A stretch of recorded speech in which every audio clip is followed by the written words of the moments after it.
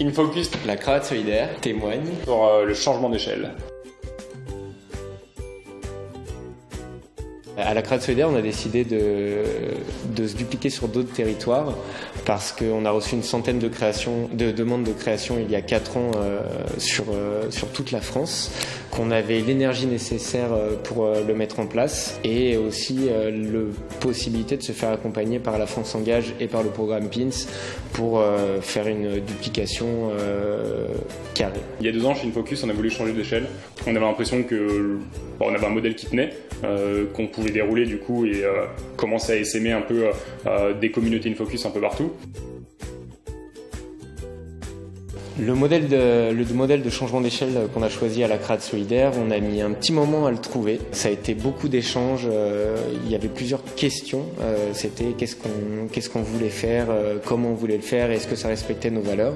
Du coup, nous, on a décidé de se développer en réseau d'associations autonomes et tous régis par la même charte de valeurs qui explique comment, qu'est-ce qu'on fait exactement, comment on doit le faire, etc. Et on se voyait en réseau parce que ça nous correspondait bien, parce que ça s'adaptait aussi à tous les territoires où on voulait être présent et qu'on voulait pas que ce soit gardé en propre comme certaines associations peuvent le mettre en place. On avait un modèle complètement différent de ce qu'on fait aujourd'hui. En fait, l'idée c'était de créer des communautés de bénévoles au niveau local, des bénévoles qui sont des étudiants des pros de l'audiovisuel, qui sont prêts à donner un peu de temps pour aider des assos et des entreprises sociales en leur faisant des vidéos.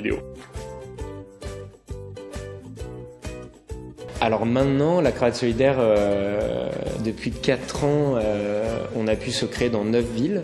À Lille, Caen, Lyon, Le Mans, Rouen, Pau, Dijon et Clermont-Ferrand et Paris. Donc c'est 9 associations qui sont présentes en France et qui aident des bénéficiaires sur tous les cœurs de métier qu'on a. On a décidé en 2017 de stopper les créations d'associations pour consolider tout le réseau et je pense que maintenant, à partir de 2018, on créera 3 associations par an dans d'autres villes.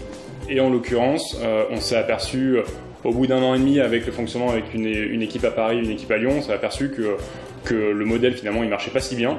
Du coup on a complètement pivoté, on est passé de ce modèle avec des bénévoles et des communautés locales à un modèle un peu de boîte de production hybride, un peu Robin des Bois de la vidéo. Et du coup ça supposait de ne plus avoir d'antenne, en fait ça n'avait pas de sens d'avoir une antenne.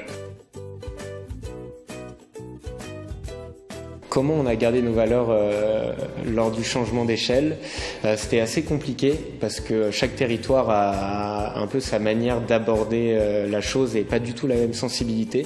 Donc nous, on a essayé de rédiger une charte de valeurs avec toutes les associations du réseau qui étaient créées au début. Donc cette charte de valeurs, elle a pour but de quand même garder, figer nos activités. Mais c'est vrai que certaines valeurs peuvent changer parce qu'on ne mobilise pas les bénévoles de la même manière sur un territoire. On ne travaille pas non plus de la même manière avec les entreprises. Donc pour garder les valeurs, il faut, je pense, des documents figés.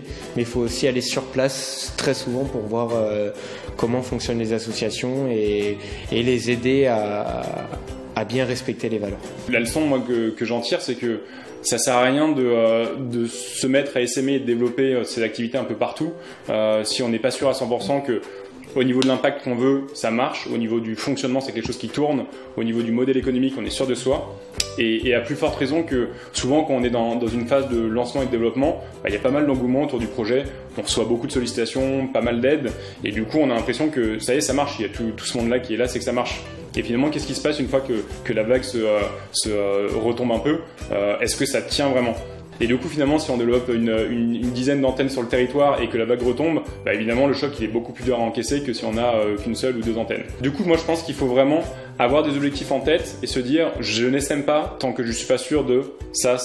Les 3-4 choses qui sont fondamentales pour être sûr qu'on part sur quelque chose de pérenne. Ça sert à rien d'être trop gourmand et d'aller trop vite si on n'a pas des bases solides.